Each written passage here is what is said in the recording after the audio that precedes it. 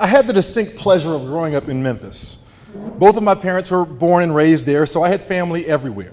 I had people in Binghamton, Orange Mound, South Memphis, North Memphis, Fraser, Raleigh, Bartlett.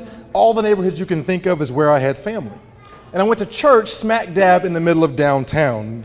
But I went to school in the suburbs, and I grew up in the suburbs, and it was fine, and I had friends that I was close with that were in the neighborhood, but where I grew up, but where I went to school never really felt quite like a community to me. It never felt like Memphis, like this is my place. Fast forward to college, and I end up going to school here at the University of Tennessee in Knoxville. And if you would have asked me 15 years ago if I would still be here after my freshman year, I would have said you're crazy. But a pretty unique set of circumstances occurred that led to Knoxville becoming the place that I landed. I graduated from college and I started doing ministry at the University of Tennessee, and I enjoyed doing that. It was certainly fulfilling work. I also worked part-time utilizing my journalism degree, doing a little copy editing over here and a little feature writing over there, and it was fun and it was good, and I enjoyed being busy and I enjoyed getting to use my talents, but things didn't seem to go quite the way I expected them to. It wasn't what I had envisioned for myself, and at one point I was this close to packing up and going back home and trying to start over in Memphis. It would suck, but at least I'd have my family nearby to help me through it. Right about the time I was ready to jump ship, I started doing something new with the college students that I was working with. We decided that one day a week we were going to, me and a bunch of student leaders were going to go to Emerald Academy to start having lunch with middle schoolers. So on Thursdays, we would load up in our cars on campus at UT, right outside of Hess Hall, if you know where that is, and we would make our way up the street to Emerald Academy. I don't know how many times in human history this phrase has been uttered, probably more than most folks realize, but those middle school kids changed my life. I wanted my college students to get some experience serving as mentors or role models or examples for some of these kids, and I knew it would be good for their personal leadership development to experience and to see what it felt like to give back, to mentor, to lead, to care for folks that came after them. But all of those things were also true for me. It was a typical middle school cafeteria, so you had your various tables of kids who had kind of separated themselves out based on affinity groups or based on what they liked or what they didn't like or based on their personalities. You had your table with kids who just wanted to read, and so they would bring their books to the lunchroom, and they really didn't want to be bothered because they were there to read. That is why they brought their books. They didn't want to hear what you had to say. They said, we're here, this is the book table, you're at our table, this is what we do here, we read. Don't interrupt me, don't ask what I'm reading, this is what we're here for. And I loved them for that. They were weirdos that wanted to read at lunch, right? Then you had your table full of girls, and they managed to they were talkative and they were lively and they were sharing the latest news and the gossip about the day, and they managed to drum up more drama than I ever thought middle school kids were capable of. But they were fascinating, and if I'm honest, that was probably my favorite table. I loved those girls, and they were a lot of fun to talk to and to get to know. Then you had the boys who just wanted to crack jokes on each other, and that's literally what they did for 30 minutes straight. No one was off limits. Everything was on the table, and it only mattered if you could get a bigger laugh than your friend, or if you could cause somebody to spit their milk out of their nose. That's all that they wanted. And this is where me coming from Memphis actually helped me out, because in Memphis we have something that we call check-in. We like to check folks. You may call it roasting, you may call it flaming, you may call it any number of things, although I look at the room, you all may not call it anything, but that's okay.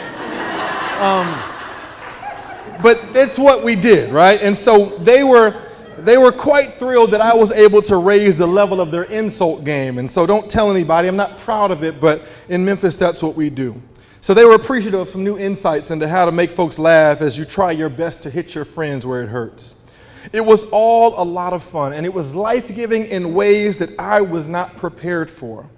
But in the midst of the laughs and the jokes and the gossip and the nerdy stuff that we discussed at each table, I started to hear about the lives of these kids outside of school.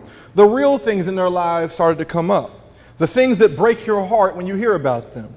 The things that make for really good Lifetime movies and feature stories in the front page of the newspaper. The things that get featured on sports television or at drafts when a kid's getting ready to go to the NBA. Those stories, the tearjerker stories, the hard stories.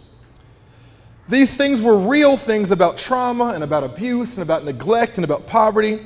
And what became abundantly clear as I heard story after story after story from these kids is that the stuff they were going through was not their fault. It was stuff that they had no control over. I think typically we think about kids needing to be resilient and needing to learn how to persevere and how to figure out what it means to overcome the odds, but often we do that at the cost of actually naming and exploring the odds that they are facing. And the more I heard their stories, the more I got frustrated. And the more frustrated I got, the more I got angry. And the more I started to realize that there were other spaces that were failing these kids. There were other people, there were other entities, there were other institutions that were not allowing these kids to be in the best possible positions for success. That's when my thoughts about life and about ministry started to change. I began to think that maybe there was more to me doing the Lord's work than just preaching on Sundays and investing in kids when I had the spare time. It's also, ironically, when I started to feel like Knoxville was becoming an actual community for me. That's when I looked at those kids and I realized that as long as I'm in Knoxville, they are my neighbors. And if these kids are my neighbors, then that means that their parents are my neighbors, and then so are the communities that they live in. So since then, every job that I've had has involved community development in some kind of way. I knew that I could impact kids on an individual basis, but there is only one me and only so much time in a day. What if I could impact neighborhoods and not just neighbors?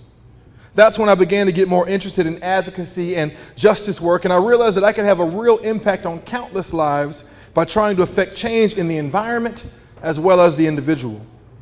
I thus began a bit of a new career journey for me. And so it turned out that I wasn't going to be a campus pastor for the next 30 years and then fade into a fairly cushy existence as a pastor of a church. That's not what was in the cards for me. I found myself working for MO Youth Foundation trying to help high school kids in East Knoxville get access to resources for opportunities after they graduated. I found myself running a scholarship institute for Johnson University, teaching kids about how their faith intersects with justice work and show them just how impactful they can be in their own communities. I helped found a community foundation for Austin East High School to help provide some financial equity for students, teachers, coaches, and administrators there. And now I'm the executive director at the Change Center, promoting careers, community, and collaboration in support of young people, not just in East Knoxville, but all over the city. Shortly after I met those middle schools at Emerald Academy, many of whom are going to be seniors in high school this year, which is crazy and makes me feel older than I actually am sometimes. But shortly after I met them, I moved to East Knoxville.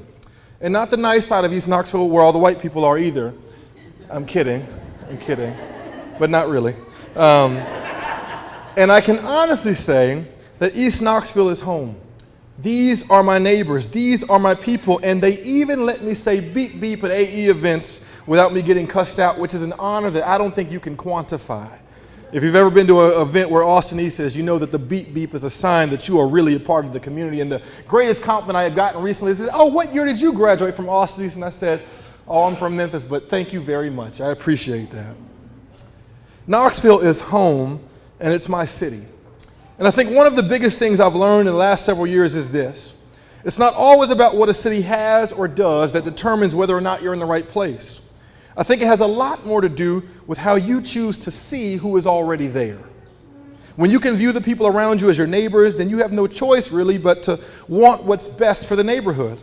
Imagine what Knoxville would look like if everyone I met was my neighbor.